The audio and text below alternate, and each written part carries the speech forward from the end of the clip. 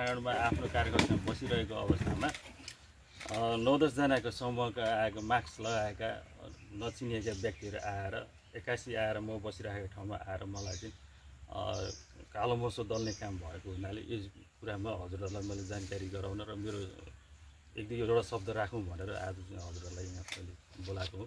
विषय यही नै हो।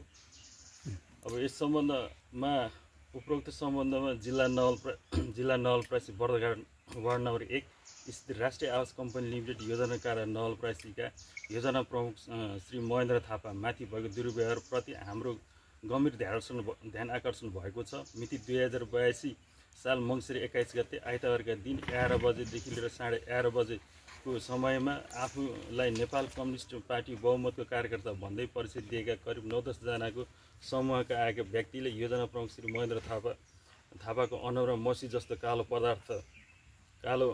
पदार्थ दल्ने कार्य मात्र नभई त्यहाँ उपस्थित कर्मचारीहरूलाई ज्यान मार्ने धम्की समेत दिएकोमा हामीले असुरक्षित महसुस गरेका छौँ। कार्यालय वा कार्यालय प्रमुखसँग कुनै गुनासो वा उजुर भएमा कानुनी प्रक्रिया अनुसार अघि बढ्ने अधिकार हुँदै कर्मचारीहरूको मनोबल हतोत्साहित हुने गरी कार्यालयभित्र भएको दुर्व्यवहारले समग्र कर्मचारीहरू असुरक्षित वातावरणको महसुस गरिरहेका छौँ। कुनै सत्य तथ्य तथा प्रमाण बिना आधार आरोप लगाई निहित स्वार्थ चाहना पुरा नभएकोले यस्तो कार्य भएकोले घोर भर्सना गर्दछौँ।